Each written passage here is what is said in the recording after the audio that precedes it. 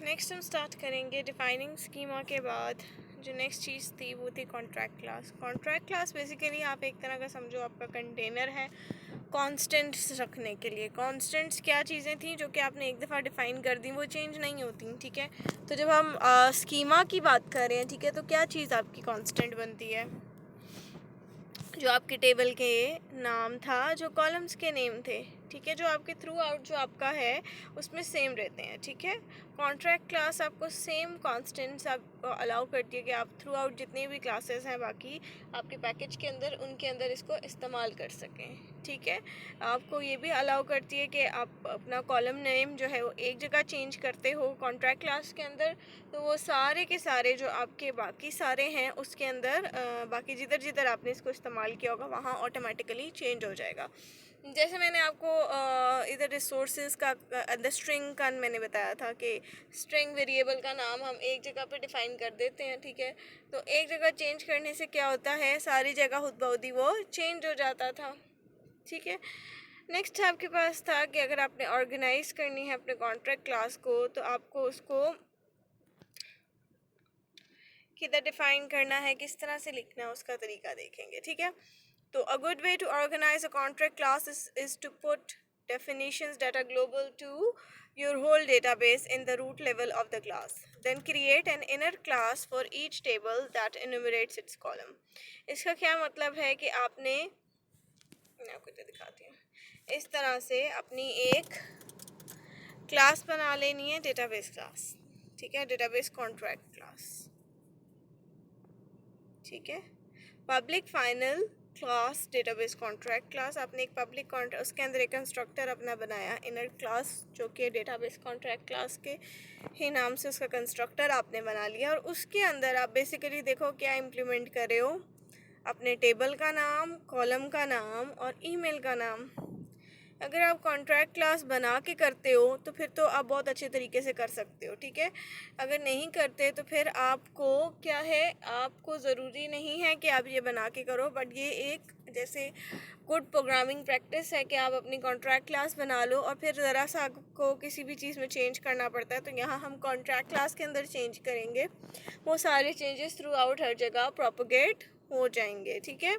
तो यहाँ इसने अपनी जो एब्स्ट्रैक्ट क्लास के अंदर अपने यूज़र्स की क्लास बनाई है, उसके अंदर उसने टेबल का नाम क्या लिखा है, यूज़र्स, स्मॉल यू से users.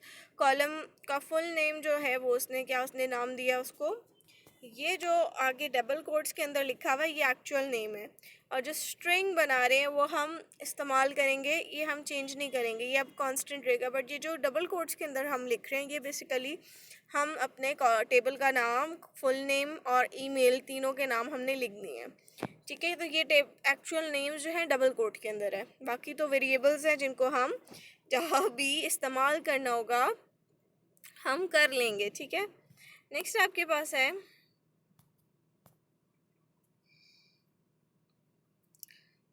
define schema in contract class. अच्छा, by implementing the base column interference, your inner class can inherit the primary key field called ID that some Android classes such as Cursor Adapter will expect it to have.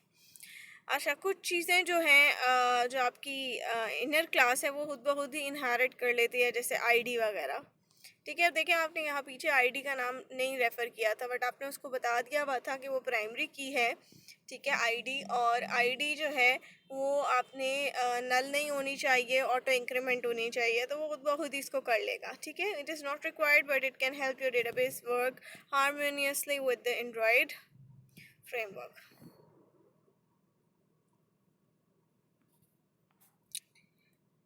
Next जो हमारा topic है कि अब हमने अपना SQLite database कैसे create करना है, ठीक है।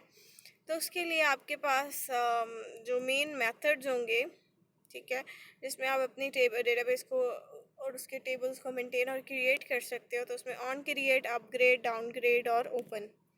हम इसमें से सबसे पहले देखते हैं ऑन क्रिएट और अपग्रेड को। ये आपने पीछे देखा था कि आपने अपने SQLite ओपन हेल्पर से एक्सटेंड की है अपनी डेटाबेस हेल्पर की क्लास, यहाँ पर फर्स्ट लाइन जो है, ठीक है। ये आपने अपनी एक क्लास बनानी है, जैसे आप अपनी कॉन्ट्रैक्ट क्लास बना रहे थे उसी तरह आपने अपनी डेटाबेस हेल्पर की क्लास भी बनानी है। उसमें आपने डिफ़ाइन करनी है अपना डेटाबेस की वर्जन, जो कि यहाँ पे क्या है 1, और डेटाबेस का नाम जो आपने यहाँ दिया ईमेल यूज़र डॉट DB।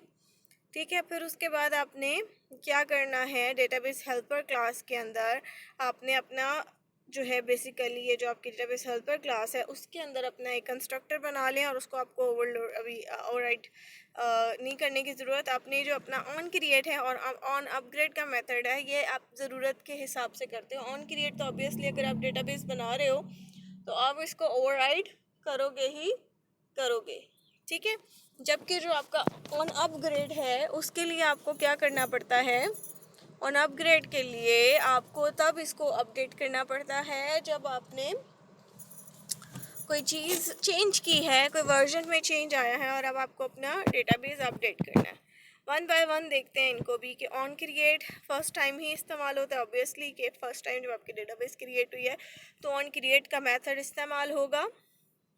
इसके अंदर आप देख सकते हो, यहाँ पर आप देखो डेटाबेस हेल्पर की क्लास के अंदर इसने क्या किया है, एक ना वेरिएबल बना लिया है क्रिएट टेबल यूज़र का। ये किस तरह से बनाया है,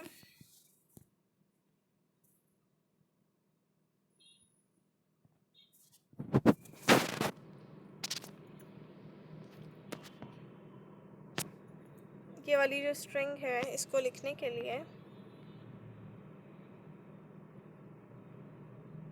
ये आपके पास बेसिकली वेरिएबल है जो अभी आप बना रहे हो, और इसको कहाँ इस्तेमाल करोगे, नेक्स्ट जो है आपकी ऑन क्रिएट के अंदर। ये देखो ये वाला वेरिएबल इस्तेमाल होगा क्रिएट टेबल यूज़र। इसके अंदर सबसे पहले डबल कोट्स के अंदर उसने लिखा है क्रिएट टेबल। आप बेसिकली इसको बता रहे हो क्यूरी लिख के कि क्रिएट करो टेबल, कैपिटल में लिखना है, ठीक है, जिसका यूज़र डॉट टेबल। ये यूज़र डॉट टेबल नेम कहाँ से आया, ये यूज़र्स डॉट टेबल नेम आपकी कॉन्ट्रैक्ट क्लास थी हमने जो पीछे बनाई थी, यानी यहाँ पर आपका टेबल का नाम आ जाएगा। अगर आप नहीं देना चाहते कॉन्ट्रैक्ट क्लास के थ्रू तो आप डबल कोट के अंदर क्या लिखोगे, क्रिएट टेबल, आप लिखोगे क्रिएट टेबल, टेबल का नाम आपका आ जाएगा, फॉर एग्जांपल आपने लिखा है